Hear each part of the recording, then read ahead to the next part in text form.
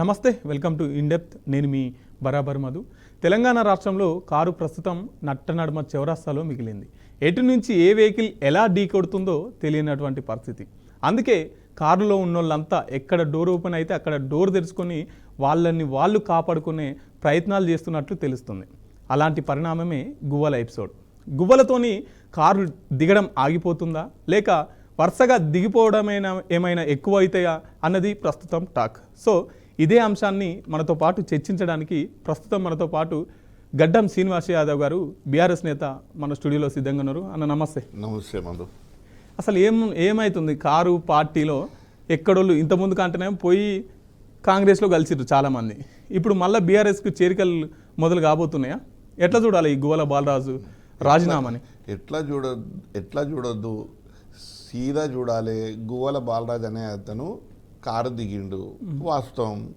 గంతే చూడాలి, గంతవరకే పరిమితం. 2 సార్లు మీ పార్టీలో గెలిచిన తర్వాత మళ్ళీ ఇప్పుడు మీ పార్టీని కాదనుకొని ఆయన పోతే పోని, పార్టీ మారితే మారని, కానీ ఎట్లాగ విలీనం చేస్తున్నారు కదా బీజేపీలో, అంతకంటే ముందే మనం పోతే బాగుంటుంది అని చెప్పేసి ఒక ఆడియో బయట లీక్ అయ్యి వైరల్ అవుతుంది కదా.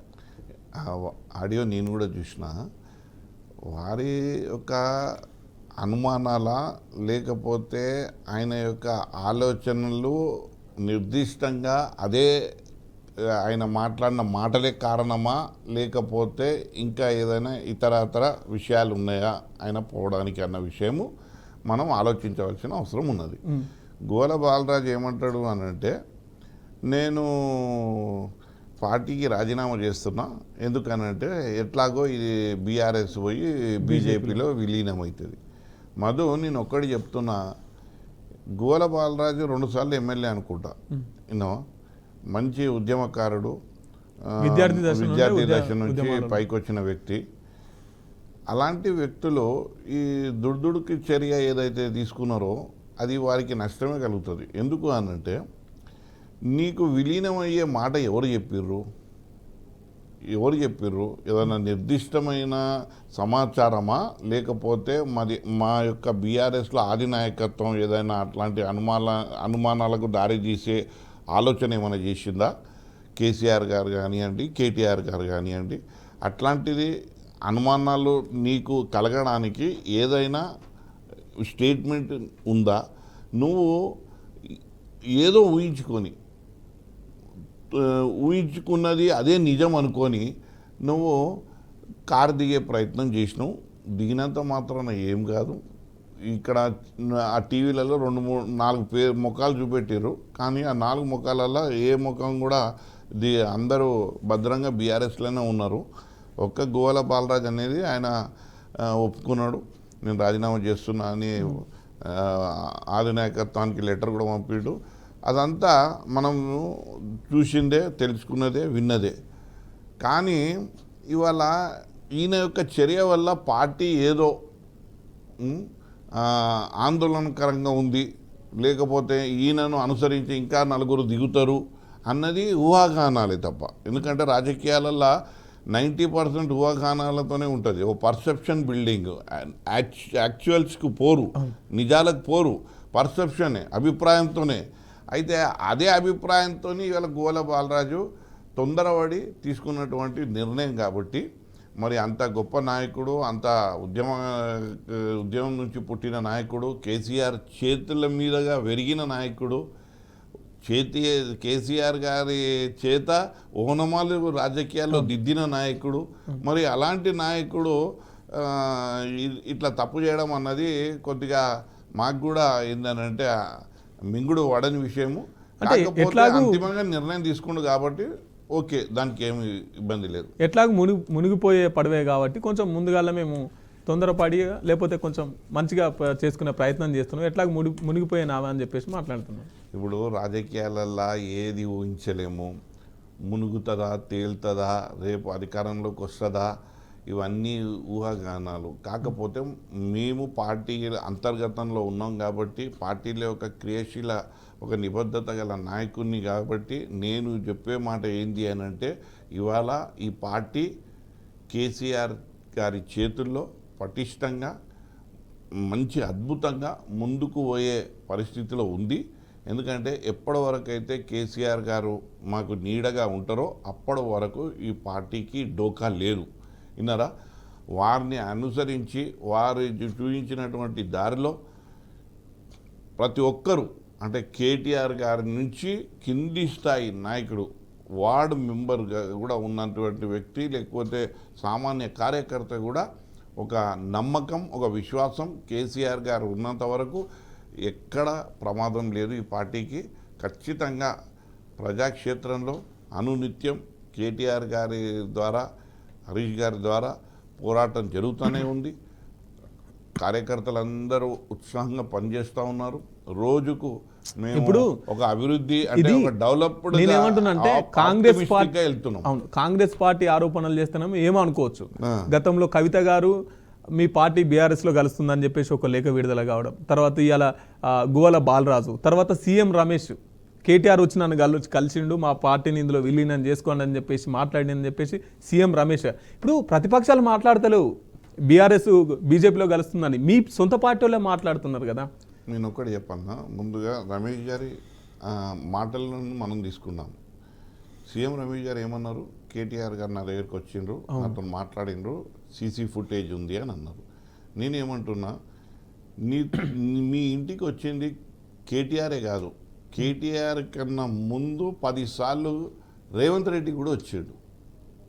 అయితే దాని అర్థమైంది కాంగ్రెస్ ఏమైనా విలీనం అవుతుందా బీజేపీలో, లేకపోతే ఇద్దరు పొత్తు పెట్టుకుంటున్నారా రేపు? దీనికి సైంటిటీ లేదు, దీనికి మనము నమ్మదగినటువంటి ఆధారాలు లేనటువంటి విషయం. ఇది ఒక నాయకునికి దగ్గరికి 10 మంది వస్తారు. ఏ పార్టీలో ఉన్న వ్యక్తులు కూడా సాంప్రదాయంగా ఒక మంచి స్నేహభావకంగా వస్తారు, మాట్లాడతారు. అది మన తెలంగాణలో ఉండే విషయమే. అయితే లేనా దగ్గరికి కేటీఆర్ గారు వచ్చిండ్రు కాబట్టే విలీనం అనుకుంటే, మరి అంతకుముందు కూడా 10 సార్లు రేవంత్ రెడ్డి కూడా వచ్చిండు ఎవరు సీఎం రమేష్ ఇంటికి. అది రేవంత్ రెడ్డి ఒప్పుకున్నాడు, సీఎం రమేష్ కూడా ఒప్పుకున్నాడు, మా ఇద్దరికి మంచి బంధుత్వం ఉన్నది అని అన్నాడు. మరి అది ఏందన్నట్టు, దాన్ని ఏం అది ఆ కలయిక ఏం సూచిస్తుంది అంటే, నేను ఏమంటున్నా అంటే సీఎం రమేష్ గారి మాటలు పక్కన పెట్టండి. ఇప్పుడు మీరు ఇంకేమంటున్నారు, ఏం అడగబోతున్నారు, ఇంకేమి మీరు ఏమంటారు? కవిత గారు ఇప్పుడు ఒక స్టేట్మెంట్ ఇచ్చిండ్రు, ఆ స్టేట్మెంట్గానే చూడండి. ఇప్పుడు దానికి ఏదైనా ఆధారాలు, ఏదైనా ఆ స్టేట్మెంట్కి అనుగుణంగా కానీ అనుకూలంగా కానీ ఇక్కడ బీఆర్ఎస్ చర్యలు ఏమైనా కనబడుతున్నాయా? అసలు బీజేపీ మీద పోటీ చేసి అందరినీ నేలమట్టానికి పాతి పెట్టిన పార్టీయే బీఆర్ఎస్ పార్టీ కదా. బీజేపీ వాళ్ళను ఇలా స్టేట్ ప్రెసిడెంట్ మొన్నటి వరకు కిషన్ రెడ్డి గారిని ఓడగొట్టింది ఎవరు? బీఆర్ఎస్ పార్టీ కదా. మరి బీఆర్ఎస్ మీద ఈ కలయిక ఎందుకు? ఇంకోటి చెప్తున్నాం అదు, నేను ఒకటి చెప్తా, ఇవాళ రాజకీయాలలో ఉన్న వాళ్లకు నేను కూడా ప్రశ్నించుకుంటే నా ముంగడ కనిపించే ఆధారాలు ఒకటి ఉంటుంది. ఏంటి అని అంటే, నా పార్టీ ఎంత పటిష్టమో, నా పార్టీ ఎంత బలమో, నా పార్టీ యొక్క శక్తి ఎంతనో అన్నది నేను కూడా కొన్ని క్వశ్చనర్ అంటే నేను కూడా ప్రశ్నించుకుంటాను నాతో.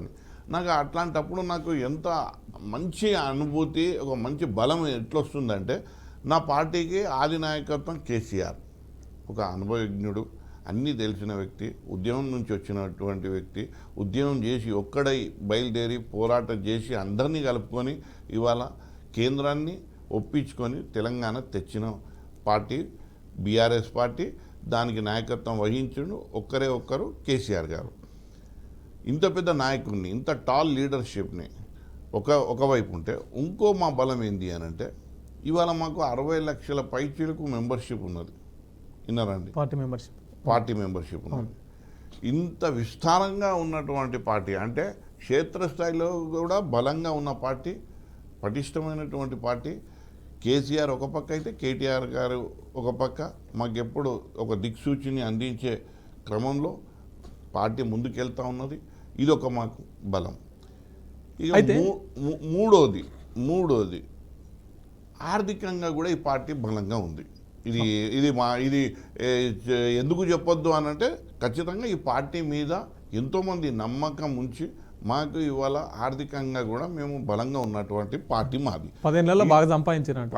అదే కాదు ఓపెన్. ఇప్పుడు నేను ఎందుకు ఈ మాట చెప్తున్నానంటే ఇప్పుడు మా పార్టీలో ఉన్న ఏదైతే ఉందో ఆర్థికంగా అది పార్టీని నేను ఎందుకు చెప్పవలసి వస్తుంది, ఇది వేరే వాళ్ళు కూడా గువ్వల బాలరాజు లేక ఆలోచించొద్దు. ఎందుకనంటే మా దగ్గర తెలివి ఉంది, బలం ఉంది, ఆర్థికంగా మేము ఉన్నది, మా మీద నమ్మకం పెట్టి మా పార్టీకి ఎంతోమంది ఫండింగ్ ఇచ్చిన వాళ్ళు ఉన్నారు. ఇవన్నీ మాకు అదనపు బలాలు కదా. ఇంత బలం పెట్టుకొని మేము విలీనం ఎందుకు అవుతాం? అయితే అసలు అలయన్స్ కాదు విలీనం. ఇదైతే ఎట్లుందని అంటే అసలు హాస్యాస్పదం అని కూడా అనలేము. అసలు ఏంది అని అంటే గువ్వల బాలరాజు ఒక్కరే కాదు, ఇందాక బీజేపీ అధ్యక్షుడు రామచంద్రరావు మాట్లాడుతూ గెలిచిన వాళ్ళు కూడా అధికారంలో ఉన్న ఎమ్మెల్యేలు కూడా మాతో టచ్ లో ఉన్నారు. అది ఎవడైనా అంటున్నారు ఇవాళ రేపు. ఈ రామచంద్ర అనుడేంది, ఇగో మైండ్కి ఏమో అందరికీ తెలిసిపోయినా అడ్డ అయిపోడు ఏమైపోయింది ఉన్నారు ఇవన్నీ అని రేవంత్ రెడ్డి అన్నాడు, మహేష్ కుమార్ గౌడ్ అన్నాడు, మళ్ళీ ఇవాళ రామచంద్రరావు కొత్తగా వచ్చిండు ఆయన కూడా అన్నాడు. ఆయనకు ఒకటి ఏంది అని అంటే ఆయనకు ఇది బలం లేక ఆయన వాడుకుంటాడు. గువ్వల బాలరాజు ఒక ఎమ్మెల్యే కాదు, ఎక్స్ ఎమ్మెల్యే. ఆయనకు ఏదో అనుమానాలు ఉన్నాయో లేకపోతే ఆయనకి వేరే కారణాలు ఉన్నాయో ఆయన కారు దిగిండు. ఓకే, ఆయన యొక్క ఆలోచనని పార్టీ స్వాగతించింది. ఓకే, అయిపోయింది. కానీ ఏదో ఆందోళన చెందవలసిన అవసరం పార్టీకి లేదు, కార్యకర్తలకు లేదు, నాయకులకు లేదు. ఇప్పుడు అచ్చంపేట నియోజకవర్గానికి ఇన్ఛార్జ్ ఆయన. ఇప్పుడు ఆయనతో పాటు చాలా మంది కార్యకర్తలు కూడా బీజేపీలో విలీనం అవుతున్నట్టు వార్తలు వస్తున్నాయి. అట్లంటే మీ పార్టీకి నష్టం కదా. అది కేసీఆర్ గారు ఏమంటారు ఎరికనా, ఒక్కరు పోతే 10 మందిని నిర్మాణం చేసుకుంటామని అంటాడు. ఇవాళ ఏమున్నది, ఇవాళ శూన్యం నుంచి వచ్చినటువంటి పార్టీ ఒక్కడిగా బయలుదేరినప్పుడు అందరూ మద్దతు ఇవ్వడం వదిలిపెట్టేసి ఏలన చేసి ఆయనను ఎన్నో రకాల మానసిక క్షోభకు గురి చేసినా కానీ ఆయన పోరాట పటిమను వదలకుండా తెలంగాణ తెచ్చినటువంటి వ్యక్తి. ఈ ఒక్క నాయకులు పోయితే ఆయనకు తెలియదా ఎట్లా నిర్మాణం చేసుకోవాలో పార్టీని, ఎట్లా ముందుకు వాళ్ళను తెలియదా? ఇవన్నీ ఏంటి అని అంటే వేరే పార్టీలకు ఏదో వాళ్ళ దాంట్లో జరిగితే ఆందోళన కలిగచ్చు, కానీ ఇది ఉద్యమ పార్టీ. ఉద్యమాన్ని చూసింది, అధికారాన్ని చూసింది, ప్రతిపక్షాన్ని చూస్తుంది.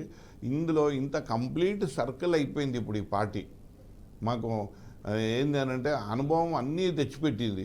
సో దానివల్ల ఈ ఎపిసోడు ఇదంతా గందరగోళము ఆందోళన లేదు. ఆయన పోయిండు గంతకే చూడాలి. దీని వెనుకనే ఏమన్నా రాజకీయ కోణం ఉంటుందా? అంటే సిబిఐ ఎంక్వైరీ కావచ్చు, ఇట్లా కేంద్రంలో ఉంటే ఇవి మాకు తప్పుతాయనే ఇట్లా ఏమన్నా రాజకీయ కోణం ఉంటుందా అంటావా? ఆయన పెద్దగా దేంట్లో ఆయన ఇరుక్కున్నాడని దేంట్లో ఆయన మీద అభియోగాలు ఉన్నాయని లేకపోతే ఆరోపణలు ఉన్నాయని, ఆయన ఒక లీడరు, మంచి లీడరు. అది ఏందనంటే ఒక బాధ ఏంటంటే ఇవాళ మాకు కొద్దిగా అంత వాళ్ళకి అవకాశం దొరికినట్టు మాకు దొరకలే. ఎందుకంటే కేసీఆర్ గారి పక్క కూర్చునేటట్టు ఆయన యొక్క చేతుల మీదుగా వాళ్ళ నాయకత్వం పెరిగింది. మాకు అంత అవకాశం రాలే. కాకపోతే ఆయన స్పర్శను చూసి మేము అలాంటివి నాయకత్వ లక్షణాలను పెంచుకున్నాం, ఆయన ఆలోచన విధానాన్ని. కానీ వీళ్ళందరూ ఆయన చేతిలో పెరిగిన వాళ్ళు కదా.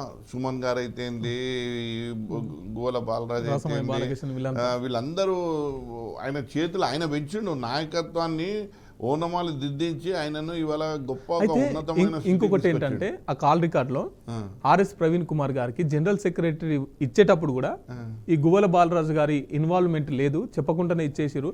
అంటే ఆ ఎఫెక్ట్ ఏమన్నా ఇది అనుకోవచ్చా? ఆర్ఎస్ ప్రవీణ్ కుమార్ గారిని జనరల్ సెక్రటరీ చేస్తామని మా పార్టీ బహిర్గతంగా ఓడిపోయిన, అంటే మేము మొన్న అసెంబ్లీకి ఓడిపోయిన తర్వాత 2వ 3వ మీటింగ్లను కేటీఆర్ గారు కూడా చెప్పిండ్రు మాకు. కేసీఆర్ గారు కూడా ఆలోచనలు అదే అని మాకు తెలుసు. ఎందుకనంటే ఆర్ఎస్ ప్రవీణ్ కుమార్ గారు ఒక మంచి నాయకత్వం. ఆ విషయం గువ్వల బాలరాజు గారికి కనీసం తెలియదు. ఆయన ఎవరు పార్టీల అంటే ఒక జిల్లాకు సంబంధించిన వ్యక్తులు కదా. అరే ఒక సామాజిక, ఇప్పుడు అది కాదు, పార్టీకి ఎవరిని ఏం చేయాలన్నది పార్టీ నిర్ణయిస్తుంది. కానీ మనం చెప్పినట్టు పార్టీ నడుచుకుంటుందా? అట్లయితే పార్టీలు నడుపుతారా? అట్లా ఆలోచన చేసేవాళ్ళు వాళ్ళకి ఏది ఎప్పుడు ఎట్లా చేయాలో అన్నది వాళ్ళకు పూర్తి అవగాహన ఉంటుంది. ఎవరిని ఎక్కడ వాడుకోవాలనో వాళ్ళకి తెలిసి ఉంటుంది. ఆ రకంగా నీ యొక్క నాయకత్వాన్ని బట్టి నీకు అవకాశాలు దొరుకుతుంటాయి. అదంతా పార్టీ విశ్లేషించి తగు నిర్ణయం తీసుకుంటుంది. కానీ ఆ నిర్ణయాలలో కూడా నా భాగస్వామ్యం కావాలి అని కోరుకున్నటువంటి వ్యక్తులు ఎవరైతే ఉంటారో వాళ్ళు భంగపడతారు అంతే.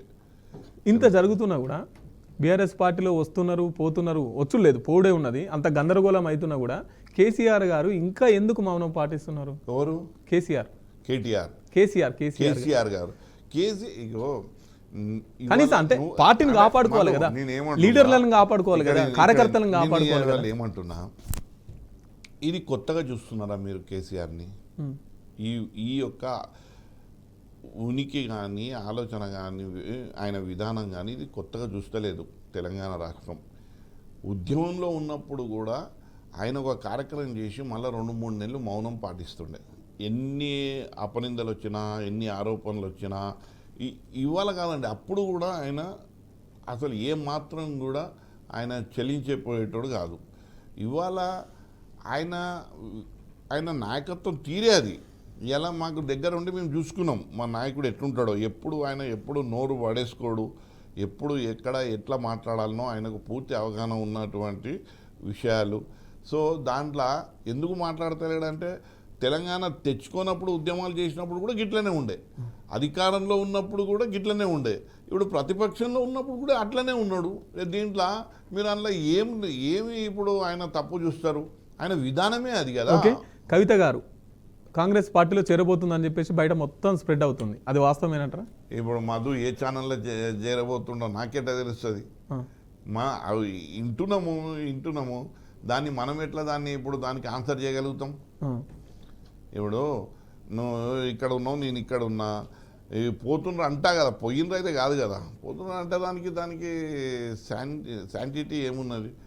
ఏదైనా మాట్లాడుకోవచ్చు రాజకీయాలలో. నేను చెప్పినా కదా, ఓన్లీ పర్సెప్షన్స్, యాక్చువల్స్కి ఓరు. అందు గురించే ఈ పర్సెప్షన్ల మీద తొందరపడ్డ వాళ్ళందరూ మనం ఏంది అని అంటే కొద్దిగా ఇబ్బంది పడతారు. యాక్చువల్స్ వచ్చినాక అందరం మాట్లాడతాం, అందరం చేస్తాం. ఇప్పుడు మీరు ఇందాక మాట్లాడుతూ కేసీఆర్ గారు ఫస్ట్ నుంచి ఇట్లనే ఉన్నాడు, ఫస్ట్ నుంచి మనం చూస్తున్నామని చెప్పేసి మాట్లాడు. అప్పుడంటే అధికారంలో ఉండే నడిచింది, ఇప్పుడు ఉద్యమంలో కూడా అట్లనే ఉండే. ఎప్పుడు కానీ 3 నెలలు 4 నెలలు మా వాళ్ళు మీలాంటి వాళ్ళు అడిగినప్పుడు మా నాయకులు చెప్తుండే కదా, అది ఒక వ్యూహాత్మకమైనటువంటి మౌనం అని చెప్తుండే కదా. ఎందుకు మాట్లాడతలేరు కేసీఆర్ గారు అంటే, అప్పుడు ఎన్నో సందర్భాలలో మా నాయకులు చెప్పారు, ఇది ఒక కేసీఆర్ అంటే ఆయనను దగ్గరగా చూసిన వాళ్ళు చెప్పారు ఏంది అని అంటే, ఇది ఒక వ్యూహాత్మకమైనటువంటి నిశ్శబ్దం, దీనికి ఒక కారణం ఉంటుందని. కేసీఆర్ నువ్వు నేను మన అంచనాలకు మన అనుభవాలకు దొరికే వ్యక్తి కాదు ఆయన.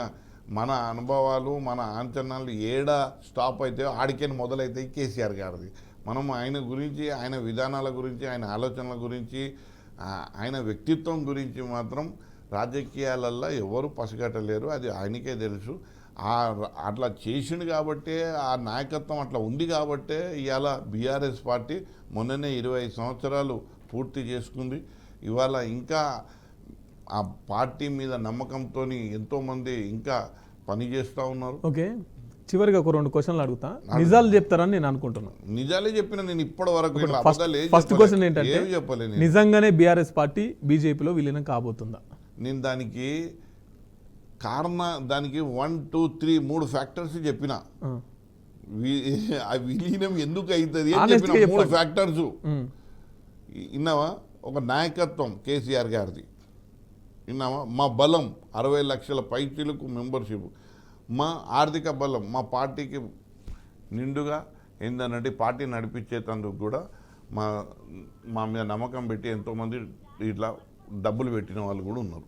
ఇంకోటి రెండోది ఏంటంటే, గడ్డం శ్రీనివాస్ యాదవ్ గారు పార్టీ మారబోతున్నాడా? నేనెందుకు మారుతా? నేను ఇంత అవగాహన తెలుసుకున్నాను, నేనెందుకు మారుతా? నాకెందుకు అవసరం?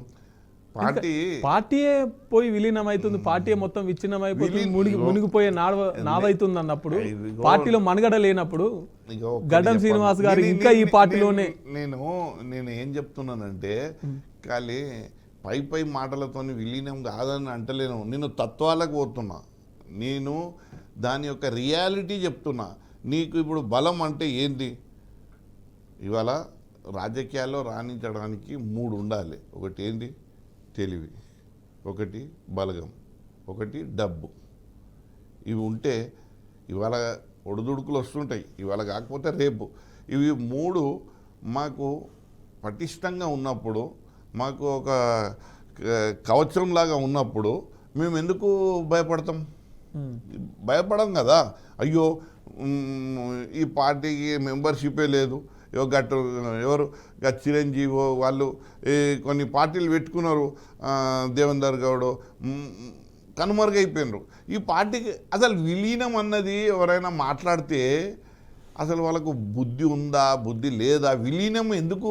విలీనమా అండి? అలయన్స్ అంటే పోనీ ఇంత ఏమో అంటారు చూడు, అరే నేమో పెళ్లి చేసుకుంటేందుకు పోతే ఆ పిల్లగానికి నిజంగా ఏదో అంటారు, బాగుండదు టీవీ కూడా. చివరిగా తెలంగాణ సమాజాన్ని కావచ్చు, బీఆర్కే న్యూస్ ప్రేక్షకులు కావచ్చు, ఏం చెప్పాలి? ఏం చెప్పాలి? తెలంగాణ సమాజానికి నేను 2 చేతులు ఎత్తి వేడుకుంటున్నా. ఏంటంటే ఈ పార్టీ చాలా పటిష్టంగా ఉంది. ఈ పార్టీకి కేసీఆర్ గారి నాయకత్వం ఉంది. ఈ పార్టీ కనుక మళ్ళీ అధికారంలో వస్తే గతంలో 10 సంవత్సరాలు ఏదైతే అభివృద్ధి పదంలో నడిచిందో అదేవిధంగా ముందుకు సాగుతుంది. బంగారు తెలంగాణ చివరి దశల్లో అధికారం కోల్పోయినాం, కాకపోతే ఎటువంటి అసంతృప్తి లేదు. మంచి ప్రజా ఉద్యమాలు తీసుకెళ్ళి రెట్టింపు ఉత్సాహంతో ముందుకెళ్ళి భవిష్యత్తులో మళ్ళీ అధికారాన్ని చేజిక్కించుకుంటాం. ఈ విలీనం అన్న వార్తలను మీరు ఏమాత్రం నమ్మొద్దు. మా నాయకులైతే ఎవరు నమ్మరు. ఇవాళ ఒక వ్యక్తి పోయినంత మాత్రాన ఇది నిజము అనుకొని ఇంకా వేరే వాళ్ళు పోతున్నారు అన్న మాట అది కేవలం ఏంటంటే మీడియా హౌస్ నుంచి వస్తున్నాయి, కానీ ప్రజలల్లో నాయకులల్లో అట్లాంటి అభిప్రాయాలు లేవు. సో ఈ సందర్భంగా నేను ప్రజలకు కోరుకునేది ఏంటంటే రాబోయే రోజుల్లో బీఆర్ఎస్ పార్టీ జెండా ఎగురవేస్తాం. ఓకే, థ్యాంక్ యూ అన్న, సమయాన్ని మా కోసం కేటాయించినందుకు. సో చూసారు కదండి, ఇది ఇవాళ బీఆర్కే ఇన్ డెప్త్. చూస్తూనే ఉండండి బీఆర్కే న్యూస్, ఇది తెలుగుడి సత్తా. Thank you.